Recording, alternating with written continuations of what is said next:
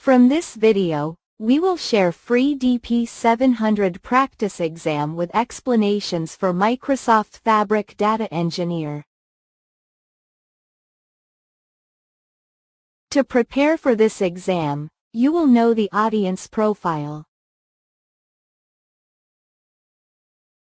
The DP-700 exam evaluates your proficiency across 3 major domains.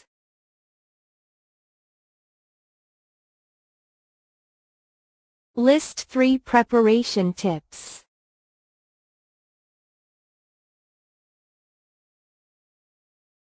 Question 1.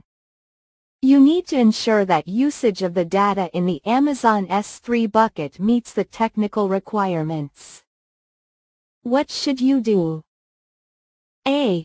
Create a workspace identity and enable high concurrency for the notebooks. B. Create a shortcut and ensure that caching is disabled for the workspace. C. Create a workspace identity and use the identity in a data pipeline. D.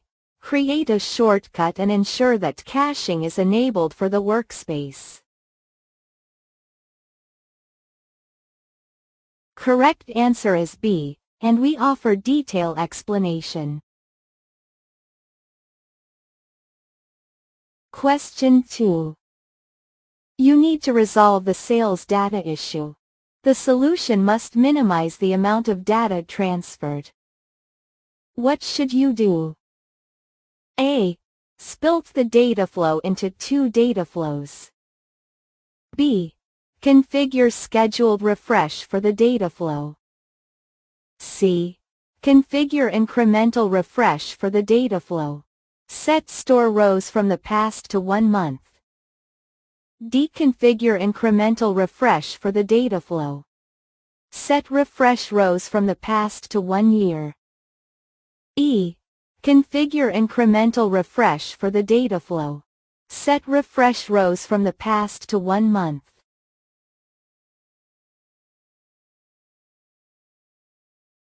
Correct answer is E, and we offer detailed explanation.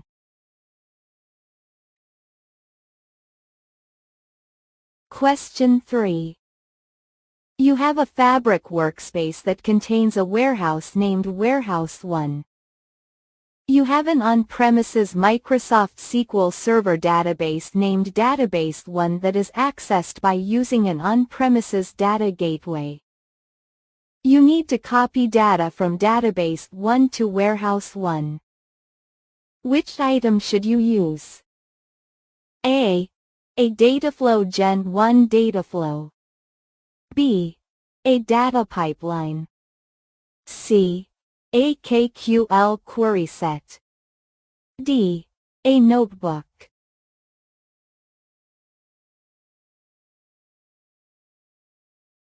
Correct answer is B, and we offer detailed explanation.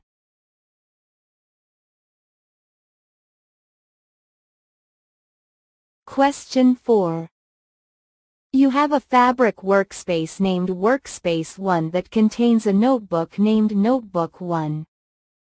In Workspace 1, you create a new notebook named Notebook 2.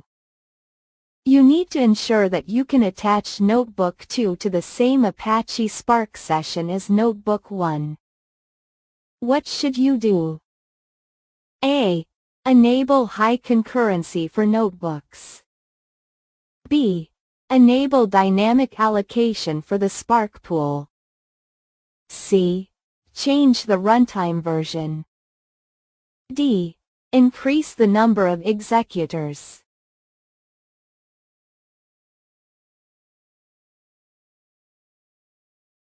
Correct answer is A, and we offer detailed explanation.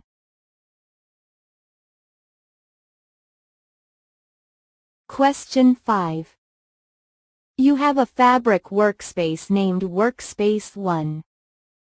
You plan to integrate Workspace 1 with Azure DevOps. You will use a Fabric deployment pipeline named Deploy Pipeline 1 to deploy items from Workspace 1 to higher environment workspaces as part of a medallion architecture. You will run Deploy Pipeline 1 by using an API call from an Azure DevOps pipeline. You need to configure API authentication between Azure DevOps and Fabric. Which type of authentication should you use? A. Service Principal. B. Microsoft Entra username and password. C. Managed private endpoint. D. Workspace identity.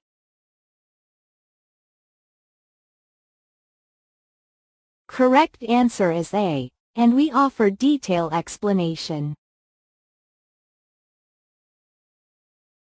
Question 6. You have a Fabric workspace named Workspace 1 that contains an Apache Spark job definition named Job 1. You have an Azure SQL database named Source 1 that has public internet access disabled. You need to ensure that Job 1 can access the data in Source 1. What should you create? A. An on-premises data gateway. B.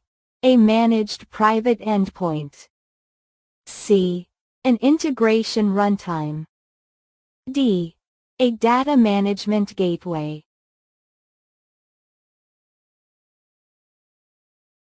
Correct answer is B, and we offer detailed explanation. Question 7. You have a Fabric workspace that contains a warehouse named DW1. DW1 is loaded by using a notebook named Notebook 1. You need to identify which version of Delta was used when Notebook 1 was executed. What should you use? A. Real-time hub. B. OneLake Data Hub. C. The Admin Monitoring Workspace. D. Fabric Monitor. E. The Microsoft Fabric Capacity Metrics app. Correct answer is C, and we offer detailed explanation. Question 8. You have a Fabric workspace that contains a semantic model named Model 1. You need to dynamically execute and monitor the refresh progress of Model 1. What should you use? A. Dynamic management views in Microsoft SQL Server Management Studio. B. Monitoring Hub. C. Dynamic management views in Azure Data Studio. D. A semantic link in a notebook. Correct answer is D, and we offer detailed explanation. Question 9. You are developing a data pipeline named Pipeline 1.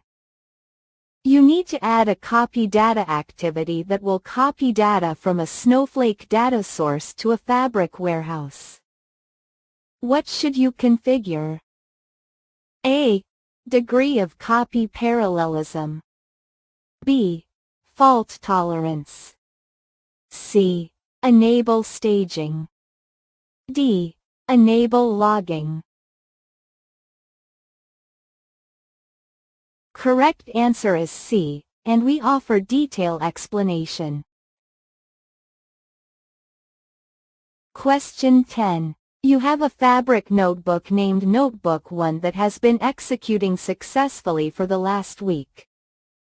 During the last run, Notebook 1 executed 9 jobs.